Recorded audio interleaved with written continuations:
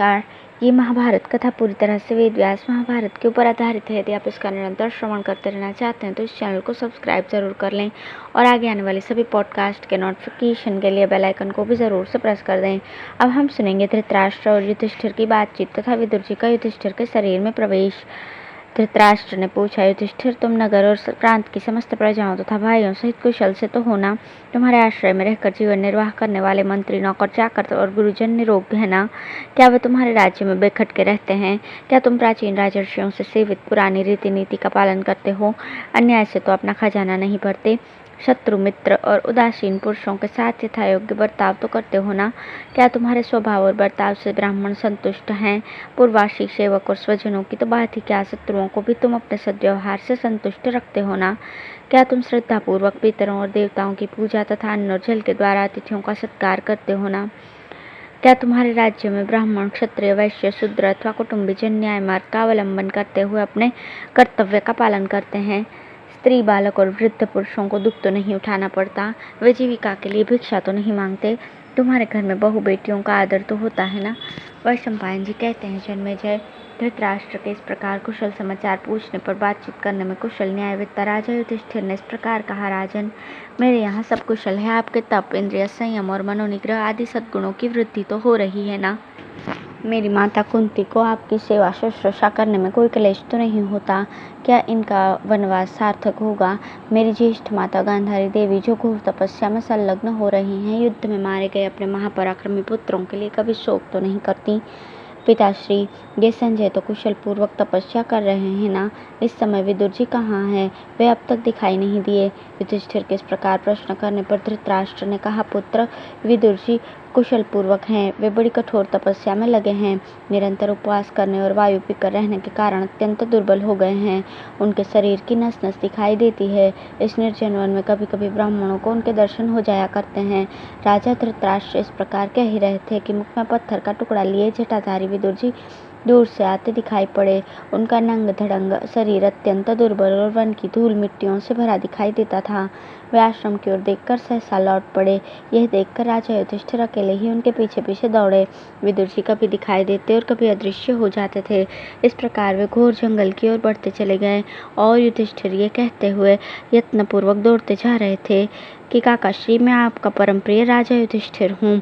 इस प्रकार अत्यंत निर्जन और एकांत वन में पहुंचकर बुद्धिमानों में श्रेष्ठ विदुर जी एक पेड़ के सहारे खड़े हो गए। वे इतने दुर्बल हो चुके थे कि उनके शरीर का ढांचा मात्र रह गया था।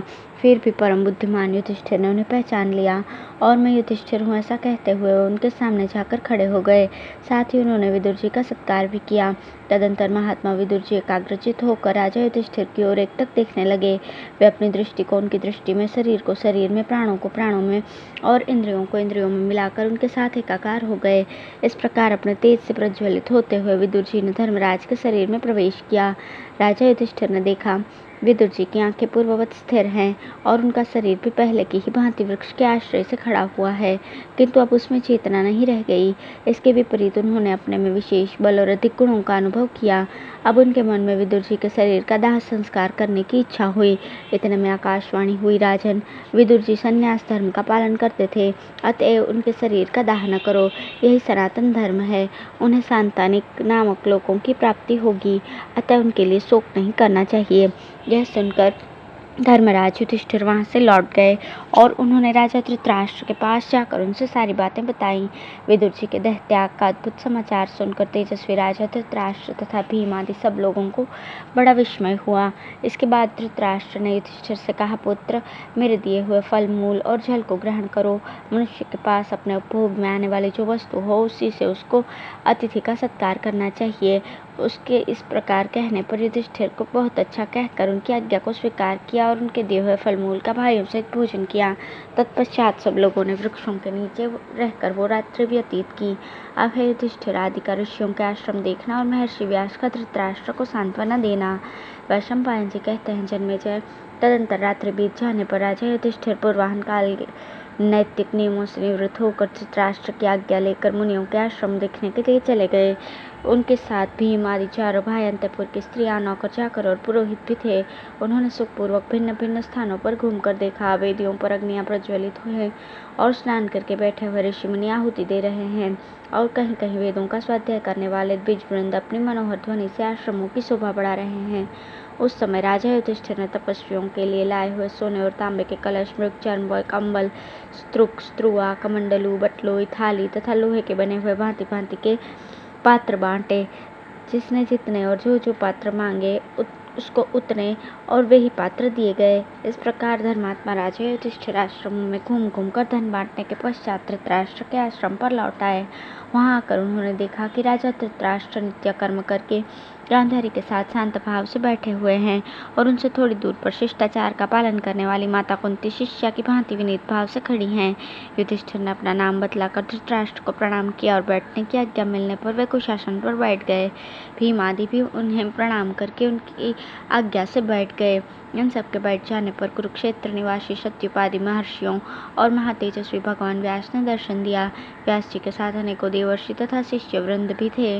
राजा धृतराष्ट्र तथा कुंती नंदन युधिष्ठिर और भीम आदि ने उठकर उन सबको प्रणाम किया। व्यास जी ने धृतराष्ट्र को बैठने की आज्ञा दी और स्वयं एक सुंदर कुशासन पर, जो काले मृग चर्म से आच्छादित तथा उन्हीं के लिए बिछाया गया था, विराजमान हुए। फिर व्यास जी की आज्ञा से अन्य ऋषि महर्षि भी चारों ओर कुश की चटाइयों पर बैठ गए। तदंतर सत्यवती नंदन व्यास जी ने धृतराष्ट्र से पूछा, राजन, तुम्हारी तपस्या ठीक ठीक चल रही है ना? वनवास में तुम्हारा मन तो लगता है। अब कभी तुम्हारे मन में अपने पुत्रों के मारे जाने का शोक तो नहीं होता? तुम्हारी समस्त ज्ञानेंद्रियां निर्मल तो हो गई है ना? क्या तुम अपनी बुद्धि को दृढ़ करके वनवास के कठोर नियमों का पालन करते हो? मेरी बहू गांधारी बड़ी बुद्धिमती है। यह धर्म और अर्थ को समझने वाली और जन्म मरण के तत्वों को जानने वाली है। इसे तो कभी शोक नहीं होता। तथा ये कुंती, जिसने अपने पुत्रों की ममता छोड़कर गुरुजनों की सेवा में मन लगाया है, अभिमान रहित होकर तुम्हारी शुश्रूषा करती है ना? क्या तुमने युधिष्ठिर, भीम, अर्जुन, नकुल और सहदेव को धीरज बंधाया है? इन्हें देखकर तुम्हें प्रसन्नता तो होती है ना? इनकी ओर से तुम्हारा मन साफ है ना? क्या तुम्हारे हृदय के भाव शुद्ध हो गए? महाराज, किसी से भी वैर न रखना, सत्य भाषण करना और क्रोध को सर्वथा त्याग देना, ये 3 गुण सब प्राणियों के लिए श्रेष्ठ माने गए हैं। महात्मा विदुर के परलोक गमन का समाचार तो तुम्हें ज्ञात ही होगा। साक्षात धर्म ही मांडव्य ऋषि के श्राप से विदुर के रूप में अवतीर्ण हुए थे। वे परम बुद्धिमान, महान योगी, महात्मा और महामनस्वी थे। देवताओं में बृहस्पति और असुरों में शुक्राचार्य भी वैसे बुद्धिमान नहीं हैं जैसे कुरुश्रेष्ठ विदुर थे।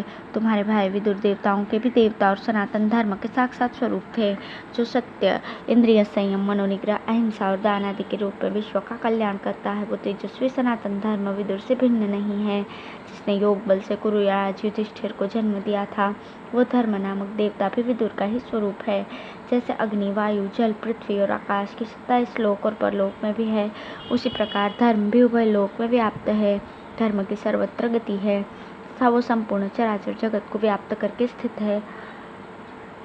जिनके समस्त पाप धुल गए हैं, वे सिद्ध पुरुष तथा देवताओं के देवता ही धर्म का साक्षात्कार करते हैं। जिन्हें धर्म कहते हैं वे ही विदुर थे, और जो विदुर थे वे ही ये पांडुनंदन युधिष्ठिर हैं, जो इस समय तुम्हारे सामने दास की भांति खड़े हुए हैं। महान योग बल से संपन्न और बुद्धिमानों में श्रेष्ठ तुम्हारे भाई विदुर कुंती नंदन युधिष्ठिर को सामने देखकर इन्हीं के शरीर में प्रविष्ट हो गए हैं। अब तुम्हें भी शीघ्र ही कल्याण का भागी बनाऊंगा। पुत्र, इस समय मैं तुम्हारे संशयों का निवारण करने के लिए आया हूँ।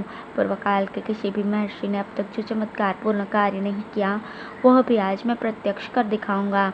आज मैं तुम्हें अपनी तपस्या का आश्चर्यजनक प्रभाव दिखलाना चाहता हूँ। बतलाओ, तुम मुझसे किस अभिष्ट वस्तु को पाना चाहते हो? यदि किसी को देखने, सुनने या स्पर्श करने की तुम्हारी इच्छा हो तो कहो, मैं उसे अवश्य पूर्ण करूँगा। धन्यवाद।